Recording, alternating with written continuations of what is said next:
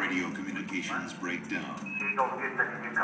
Messages to Eagle must be relayed through Mike Collins aboard the command module.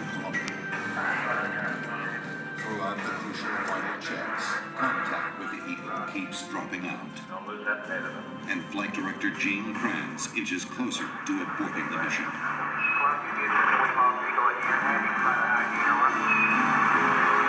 Hey, we got data back. Radar flight looks good. With the vital computer links temporarily holding, the moment of decision is now. Okay, all flight controllers, Dona, go for landing. Retro, go. Rhino, go. Guys, go. Patrol, go. Telcom, go. GNC, go. Econ, go. Surgeon, go. Capcom, we're go for landing. Eagle gets to here. Go for landing. Over. Over landing.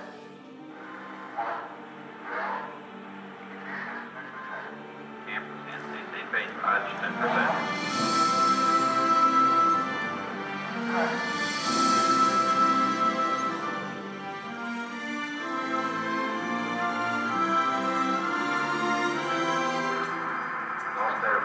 Hurtling toward the moon at 3,800 miles per hour, Neil Armstrong notices his checkpoints are all appearing too soon.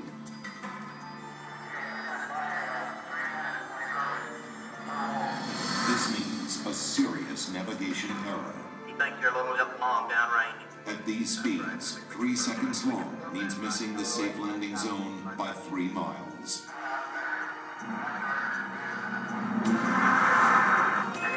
We got data dropped out. Still looking good. Suddenly, the computer starts firing maneuvering thrusters, jolting the ship back and forth. This has happened in simulations, but never this much, never this violent. The smooth descent is becoming a bumpy ride. Before that is fixed, a problem with the onboard computer. 1202 alarm. The astronauts have rehearsed for thousands of possible malfunctions, but not this one. It had been considered too unlikely. Seconds seem like hours as everyone struggles to remember the meaning of a 1202 program alarm. The deadline to safely abort is vanishing fast. 1202 means the Eagle's onboard computer is overloaded. This means Houston is blocked, unable to make navigation corrections or interpret the data coming from Eagle's computer. Armstrong and Aldrin are on their own. Mission Control decides they can go ahead. We're going that way. We're going that way. If the data link doesn't fail again. Roger, we got you. We're going that alarm. 1,000 feet, and Neil Armstrong can see that the computer is proposing to put them down in a dangerous place. That landing site is full of boulders. If they land there, they will never take off again. Okay, we're going. At 350 feet, Armstrong ignores his computer navigation and veers away from the rocky landing site with no time to explain to Mission Control. Okay, all flight controllers in cut. In Mission Control, everybody is stunned. At 300 feet, the Eagle has left its flight plan and taken off at full speed across the face of the moon. Eagle Houston is descent to fuel to monitor, over. 90 seconds of fuel remaining. Now less than 200 feet, and the Eagle is too low to safely abort back into orbit. They call this part of the flight plan Dead Man's Curve. No level? No level. All that's left for Mission Control is to read off the fuel remaining in seconds. 60 seconds. 60 seconds. The entire moon landing has come down to 2 men and 1 minute. Forward. Put your feet down. Go down. And after 30 seconds. 30 seconds. Like on. Down, go down. Forward. 50, 2.5 down. Big saddle. 4 forward. 4 forward, 50 to the right roll. Down and a half. Contact light. Engine stop. Yes, now. Tranquility to your Eagle has landed. Roger, Tranquility. We copy you on the ground. You got a bunch of guys about to turn blue. We're breathing again. Thanks a lot. A short time later, history is made again. Okay, Neil, we can see you coming down the ladder now. For one incredible moment, we are one people with one history, watching our destiny unfold.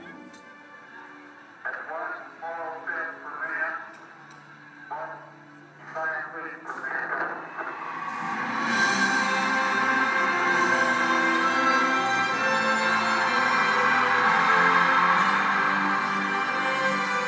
Armstrong is on the moon. Neil Armstrong, 38-year-old American.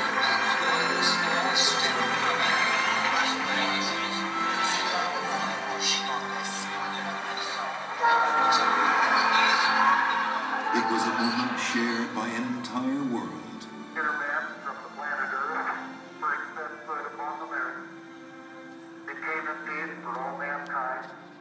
With these first steps, mankind stood on the highest ground, and we saw our planet as our home port in the endless ocean of space. There was something which was surprising to me. That occurred as I was standing on the surface. Just after we had landed, I'd gone down, standing on the surface, and looking at planet Earth for the first time. Seeing the beauty, seeing the finiteness of it, the limits of it, realizing what a shame it was that people were confronting each other on that planet without realizing what it was doing to the planet. It was a very emotional moment for me. I actually shed a couple of tears. Something totally unexpected for an engineer fighter pilot to be crying quietly up there on the moon. Mankind had achieved a tenuous foothold in the heavens, and a new and exciting world lay waiting to be explored.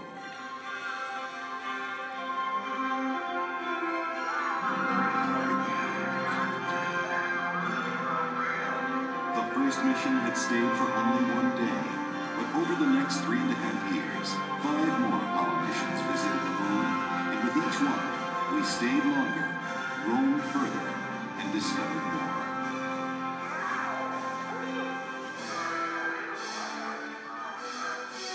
I never thought when I was a kid building rockets, in high school, that we would go to the moon, before the end of the century. I mean, I thought that was something that was way in the future, fantasy. I was rolling on the moon one day. In a very hot May.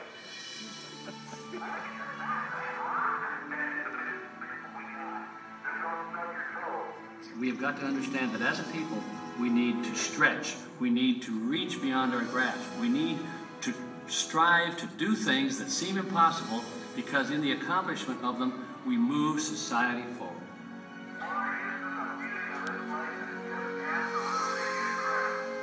One of the astronauts has said those hills that we climbed give our children and grandchildren a different perspective, that they see the mountains that we couldn't see. And so what we consider impossible, they're dreaming about. 3, 2, 1. What a ride, what a ride.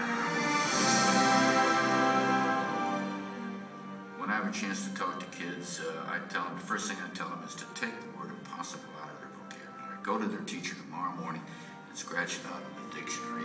The word doesn't exist. If I could stand here and tell you that I lived on the moon, that I called the moon my home for 3 days, you tell me what is impossible in this day and age, much less in a generation that follows, much less into the 21st century. Nothing is impossible. I like exploring things, inventing. I would like to go up there, find out what's really up there. I would like to be an astronaut. I like to design rockets. Payload specialist. I'd be a ground control officer. The thing that my mom can't understand is I'm terrified of heights, but I want to be an astronaut. There's so many things I'd love to do. I would explore, I'd look for everything. I would try to start a farm. Millions of other galaxies that you might be able to live in. It's the unknown. Anything's possible. You may be able to cure certain diseases. On Mars and dance on it. Play basketball, but you could still be short, because then you could fly up in the air. Baseball would be awesome. Hit the ball, you get a home run every time. There are a lot of things that could benefit mankind that we, because of science, we simply cannot do on Earth. It's such a big universe, and it's kind of strange to think that just this one tiny planet was